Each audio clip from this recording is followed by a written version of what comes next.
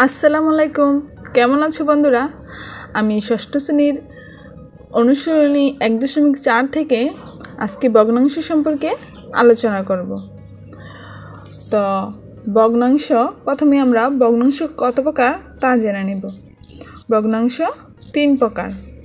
সাধারণ ভগ্নাংশ কয় প্রকার? 3 প্রকার। প্রকৃত ভগ্নাংশ, অপ্রকৃত ভগ্নাংশ ও মিশ্র ভগ্নাংশ। বন্ধুরা, আমি যে তোমাদের জন্য কষ্ট করে ভিডিও তৈরি করি, আমারও তো তোমাদের কাছে কিছু পাওনা আছে। ভয় পেও না, টাকা পয়সা নয় কিন্তু, শুধু একটি লাইক দিয়ে চ্যানেলটি সাবস্ক্রাইব করে যাও, তাহলে আমি খুশি। 1 নম্বরে প্রকৃত ভগ্নাংশ, তো 2 নম্বরে অপ্রকৃত ভগ্নাংশ। অপ্রকৃত ভগ্নাংশকে মিশ্র ভগ্নাংশে রূপান্তর করা যায়, আর মিশ্র ভগ্নাংশকে অপ্রকৃত ভগ্নাংশে রূপান্তর করা যায়। 3 নম্বরে কি? মিশ্র ভগ্নাংশ। আমরা প্রকৃত ভগ্নাংশ চিনব কীভাবে? আমাদের লব থাকবে ছোট আর হর থাকবে বড়। লব কি? উপরেরটা হলো লব আর নিচেরটা কি? হর। তাহলে আমরা কি প্রকৃত, এটা কি প্রকৃত ভগ্নাংশ, আসলেই ভগ্নাংশ। দেখো, 5 দ্বারা যদি 3কে ভাগ দেই, প্রথমে ভাগ যাচ্ছে না, মানে ভগ্নাংশের সংখ্যা বের হয়, মানে দশমিকের সংখ্যাই কি ভগ্নাংশের সংখ্যা। তো দেখো, আমরা কি 3 দ্বারা যায় না, তাহলে 0 দিয়ে 0 নিয়েছি। আর অপ্রকৃত ভগ্নাংশ, এখানে কি লব বড় হর ছোট। তো আমরা অপ্রকৃত ভগ্নাংশকে আবার মিশ্র ভগ্নাংশে প্রকাশ করতে পারি। দেখো, ভাগ করে দেখি, 5 5, বিয়োগ করে 3। 3 কি ভাগ করা বাকি রইল, অবশিষ্ট রইল। তো 5 দ্বারা ভাগ করব, তো 5 কি নিচে, যাকে দ্বারা ভাগ করবো তাকে নিচে। তাহলে আর 3 কি ভাগ করার বাকি রইল, 3 ওপরে। আমরা মিশ্র ভগ্নাংশে কীভাবে রূপান্তর করব, অনেকে এটা জানি না। দেখো কিভাবে করে ফেললাম। তো মিশ্র ভগ্নাংশকে কি আবার অপ্রকৃত ভগ্নাংশে প্রকাশ করা যায়, আবার অপ্রকৃত ভগ্নাংশকে মিশ্র ভগ্নাংশে প্রকাশ করা যায়। তো আমরা যদি মিশ্র ভগ্নাংশকে অপ্রকৃত ভগ্নাংশে প্রকাশ করি, হরের সাথে পূর্ণ সংখ্যা গুণ করে লব যোগ। তো মানে নিচে কি, মানে হর আবার নিচে লিখতে হবে, লিখে নিতে হবে। তো এবার দেখো, 5 5, 5-এর সাথে 3 যোগ করলে কত হলো? 8। তাহলে দেখো, এবার মিশ্র ভগ্নাংশ কি আবার আমরা অপ্রকৃত ভগ্নাংশে প্রকাশ করে ফেললাম। ভগ্নাংশের লব কোনটি, হর কোনটি চিনতে হবে, প্রকৃত ভগ্নাংশ কোনটি, অপ্রকৃত ভগ্নাংশ কোনটি চিনতে হবে, মিশ্র ভগ্নাংশ কোনটি চিনতে হবে। এই খুঁটিনাটি বিষয়গুলো আমাদের অবশ্যই জানতে হবে, কেননা প্রশ্ন হবে সৃজনশীল। কোথায় থেকে প্রশ্ন হয় আমরা বলতে পারবো না, মানে যদি কোনো স্যার প্রশ্ন তোমাদের আউট করে না দেয়, তোমরা আসলেই জানতে পারবে না কি আসবে। তার জন্য বলছি, মনোযোগ দিয়ে পড়াশোনা করো। সমতুল্য ভগ্নাংশ। সমতুল্য ভগ্নাংশ কি? মানে দুটি ভগ্নাংশ কি সমান, মানে দুটি ভগ্নাংশ কি এক সমান, এটা নির্ণয় করব। আমরা এটা কিভাবে নির্ণয় করব? একদম সহজ পদ্ধতি। তো আমরা সমতুল্য ভগ্নাংশ নির্ণয় করব। এখানে ধরো, প্রথম ভগ্নাংশের লব আর দ্বিতীয় ভগ্নাংশের হর, দ্বিতীয় ভগ্নাংশের লব ও প্রথম ভগ্নাংশের হর একসাথে গুণ করব। তো আমরা এভাবে আর এইভাবে গুণ করলে হবে। তো দেখো, প্রথম ভগ্নাংশ কি লব, লব 5। তাহলে এটা কি প্রথম, মানে প্রথম লব যাকে নিব ওইটাই প্রথম। তো প্রথম ভগ্নাংশ হলো লব 5 গুণ দ্বিতীয় ভগ্নাংশের হর।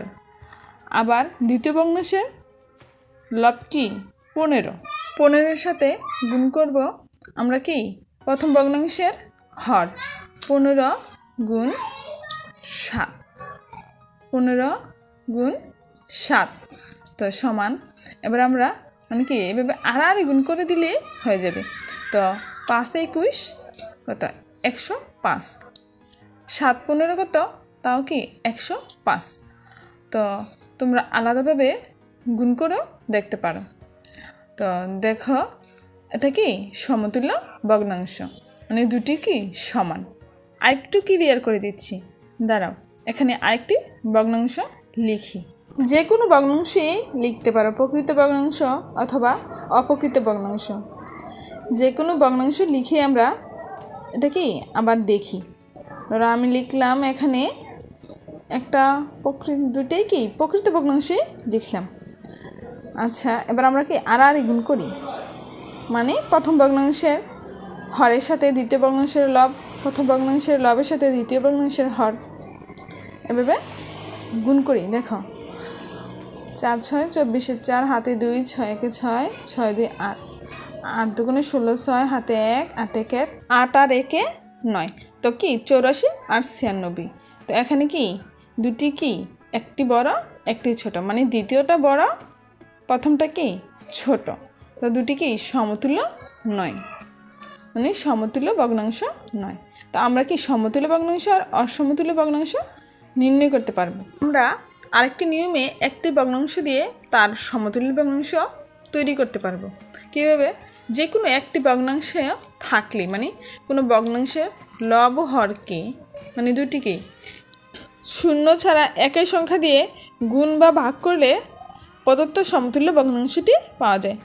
মানে একটা ভগ্নাংশ দিয়ে অপর আরেকটি ভগ্নাংশ, মানে তার সমতুল্য ভগ্নাংশ তৈরি করতে পারবো। কিভাবে?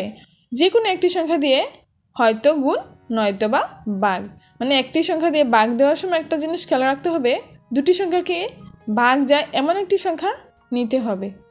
তাহলে যদি এরকম না যায় তাহলে কি আমরা গুণ করে ফেলবো, তাহলে সহজে কি গুণ সব সংখ্যাকে কি করা যায়, তাহলে গুণ করে আমরা বের করব। কোনো ভগ্নাংশের লব ও হরকে শূন্য ছাড়া একই সংখ্যা দিয়ে গুণ বা ভাগ করলে প্রদত্ত ভগ্নাংশের সমতুল্য ভগ্নাংশ পাওয়া যায়। তো আমরা কি একটি ভগ্নাংশ দিয়ে অপর আরেকটি তার সমতুল্য ভগ্নাংশ তৈরি করতে পারবো। যদি প্রশ্নে থাকে এই ভগ্নাংশটির একটি সমতুল্য ভগ্নাংশ নির্ণয় করা, তখন আমরা এভাবে যে কোনো একটি সংখ্যা দিয়ে গুণ করে দিলে কি ওই মানে লব ও হরকে গুণ করতে হবে, তখন তার সমতুল্য ভগ্নাংশ পাওয়া যায়। তো দেখো আমি এখানে একটি ভগ্নাংশ লিখি 5 আর 7, মানে যে কোনো একটি ভগ্নাংশ নেই। ধরো আমরা এই ভগ্নাংশটি নিলাম। তো এই ভগ্নাংশটি কি আমি যে কোনো সংখ্যা দ্বারা কি গুণ করি, আমার কোনো নির্দিষ্ট নেই, 5 দ্বারা গুণ করতে হবে, 4 দ্বারা গুণ করতে হবে, তেমন কোনো নির্দিষ্ট নেই। তো আমি যদি ভগ্নাংশটিকে 4 দ্বারা গুণ করি, তাহলে দেখো তার সমতুল্য ভগ্নাংশ কত পাওয়া যায়। 4 5 20 আর 4 7 28, তাহলে তার সমতুল্য ভগ্নাংশ কত হলো 28/20।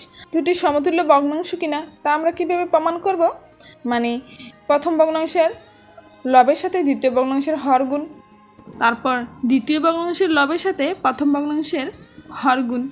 তো গুণ করে দেখি, ধরো 5 দ্বারা 28কে গুণ করলে কত হয়, 5 আর 40 শূন্য, হাতে 4, 5 দুগুণে 10, 10 4 14, 0 0, তো 7 দুগুণে 14, তো কত হলো দুটি ভগ্নাংশ কি সমান, এক হলো, প্রথমও 140, দ্বিতীয়টি কি 140, তাহলে দুটি কি সমতুল্য ভগ্নাংশ।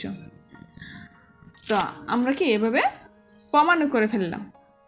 তো আমরা গুণ করে কিভাবে নির্ণয় করব তা বের করলাম। এবার ভাগ করে কিভাবে নির্ণয় করব। ধরো যে কোনো মানে একটি সংখ্যা নিতে হবে, যে কোনো একটি সংখ্যা যেন দুটি সংখ্যাকে কি ভাগ যায়। তো 8কেও ভাগ যাবে, মানে 16কেও ভাগ যাবে, এমন একটি সংখ্যা নিতে হবে। আমরা 4কে নিলাম, 4 দুগুণে 8, 8কেও যায়, 16কেও যায়। দেখো 4 দুগুণে 8, 4 4 16, তাহলে কি এই 4/2 এটা কি 16/8-এর সমতুল্য ভগ্নাংশ। তো আমরা আবার এটি প্রমাণও করি, আর গুণ করি, গুণ করে কি আমরা তা যাচাই করে দেখি এটি কি আমরা নির্ণয় করেছি যে তা ঠিক না বেঠিক। দেখো 4-এর সাথে 8 গুণ, মানে প্রথম ভগ্নাংশের লবের সাথে দ্বিতীয় ভগ্নাংশের হর, দ্বিতীয় ভগ্নাংশের লবের সাথে প্রথম ভগ্নাংশের হর গুণ করি 16। দেখো এবার গুণ করে 4 আর 32, 16 দুগুণে 32, তাহলে প্রথম ভগ্নাংশটি কি গুণ করে তো 32 হয়েছে, দ্বিতীয়টিও 32 হয়েছে, তাহলে দুটি কি সমতুল্য ভগ্নাংশ।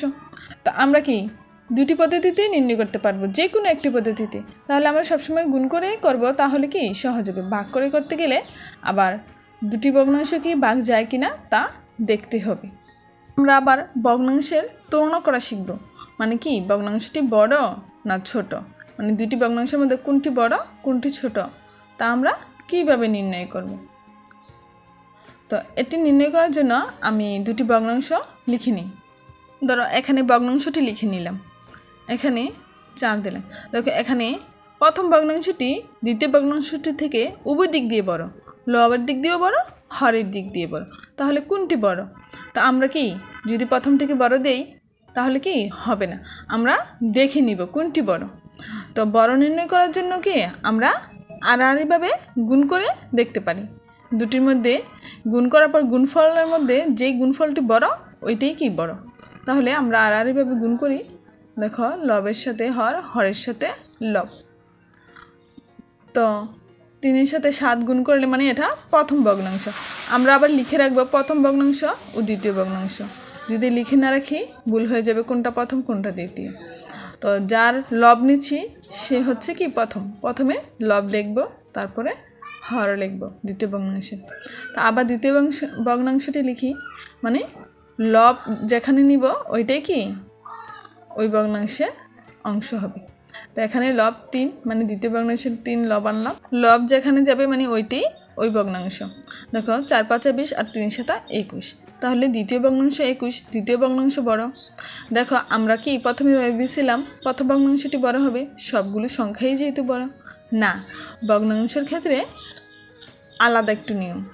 তো দেখো এখানে দ্বিতীয় ভগ্নাংশটি কি বড়, তাহলে আমরা এভাবে বড় চিহ্ন দিয়ে নির্ণয় করলাম, মানে এটা কি বড় আর ওইটা ছোট। ছোট যেহেতু ওই পাশটা চিকনটা, আর বড় যেহেতু এই পাশটা কি ছড়ানো জায়গাটা এই পাশে। পঞ্চম শ্রেণীতে অবশ্যই তোমরা শিখেছ ছোট চিহ্ন কোনটি, বড় চিহ্ন কোনটি, এই সাংকেতিক চিহ্নগুলো। তবে আমি আবারও তোমাদের মানে প্রতি ধাপে ধাপে যখনই আসবে তখন বুঝিয়ে দেব। যারা জানোনি বা শিখুনি তারা শিখে নিবে। দেখো এবার কি আমরা দুটি ভগ্নাংশের একই হর হলে যে ভগ্নাংশের লব বড় সেই ভগ্নাংশটি বড়। মানে দুটি ভগ্নাংশের মধ্যে যদি লব একই হয় বা হর একই হয় তখন কি বড় ছোট নির্ণয় করা আরেকটি পদ্ধতি আছে। মানে আমরা দেখি বলে ফেলতে পারবো এটি বড় না ছোট, আমাদের কি আবার আলাদাভাবে করে প্রমাণ করতে হবে না। দুটি ভগ্নাংশের হর একই হলে যে ভগ্নাংশের লব বড় সেই ভগ্নাংশটি বড়। মানে নিচের সংখ্যাগুলো যদি একই রকম হয় তখন কি উপরে মানে লব যে বড় থাকবে, যার বড় থাকবে সেই ভগ্নাংশটা কি বড়। দেখো আমরা দুটি ভগ্নাংশ নিই, তো কি এখানে কি হর দুটির 1 8, তো এখানে লব ভিন্ন, একটির মধ্যে 7 আর একটি 9, তাহলে এখানে কি এটা বড়, তাহলে এটাই বড়, এই ভগ্নাংশটাই বড়। তবে আমরা কি এটাকে আবার একটু প্রমাণ করব, মানে যাচাই করে দেখব আর কি, তোমাদের বোঝানোর জন্য, তোমাদের মনে কোনো সন্দেহ যেন না থাকে। দেখো প্রথম ভগ্নাংশ কি 7 আর 8 একসাথে গুণ, আর দ্বিতীয় ভগ্নাংশে কি লব 9 আর প্রথম ভগ্নাংশের হর 8-এর সাথে গুণ। 8 নং 72, আমরা প্রথমে মানে লবকে লিখব তারপর হরকে লিখব। 8 নং 72। তো এবার কি দ্বিতীয়টা বড়, মানে লব যার সাথে সেই কি দ্বিতীয়, তো এখানে দ্বিতীয়টি কি বড় 72। তো পূর্বে নির্ণয় করেছিলাম দ্বিতীয় ভগ্নাংশটি বড়। তো আবার আরেকটি নিয়ম আছে, দেখো দুটি ভগ্নাংশের লব একই হলে যে ভগ্নাংশের হর বড় সেই ভগ্নাংশটি ছোট। এবার কি হর যদি বড় হয় তাহলে কি ছোট হয়ে যাবে, আর আমরা লব যদি কি বড় হয় তাহলে বড় হয়ে যাবে, এখানে একটু ভিন্ন। তবে এই নিয়মগুলো যদি মনে রাখতে না পারো তাহলে কি করবে তোমরা, মানে ওই আড়াআড়িভাবে গুণ করে দেখবে, একবারে যাচাই করে মানে সঠিকভাবে নির্ণয় করবে। আর যদি যারা মনে রাখতে পারো, খেয়াল থাকে, শর্ট টেকনিক সহজে উত্তর দিয়ে দিবে, কয়েক সেকেন্ডের মধ্যে উত্তর দিয়ে দিতে পারবে। তো দেখো আমরা ভগ্নাংশ লিখে নেই, দুটি ভগ্নাংশের লব মানে একে থাকবে, ধরো আমি লব 3 দিলাম, একই থাকবে, আর হরগুলো একটু মানে অন্যরকম দুটি ভিন্ন রকম সংখ্যা নিলাম। তো এবার কি এই 8 বড়, তাহলে এটি অবশ্যই ছোট হবে। দ্বিতীয় ভগ্নাংশটি কি অবশ্যই ছোট হবে। আমরা নিয়ম অনুযায়ী প্রথম ভগ্নাংশের লবের সাথে দ্বিতীয় ভগ্নাংশের হরভাবে গুণ করে একদম প্রমাণিত করে দেব। প্রথম ভগ্নাংশের লব আর দ্বিতীয় ভগ্নাংশের হর 3 × 24, দ্বিতীয় ভগ্নাংশের লব আর প্রথম ভগ্নাংশের হর 3 × 4 = 12। কত? তাহলে ধরো দ্বিতীয় ভগ্নাংশ কোনটি? দ্বিতীয়টি এটি। তাহলে এটি কি ছোট? 12। তাহলে কি এটা ছোট। যতগুলি ভগ্নাংশ থাকুক প্রথম, দ্বিতীয়, তৃতীয় এভাবে আমরা লিখে রাখবো। আর যেখানে মানে যে সংখ্যাটির লব আনবো ওই সংখ্যাটি ওখানে লিখব। প্রথম সংখ্যার লবের সাথে গুণ করেছি, তাহলে এটি প্রথম সংখ্যা। দ্বিতীয় সংখ্যার লবের সাথে গুণ করেছি, এটি দ্বিতীয় সংখ্যা। এভাবে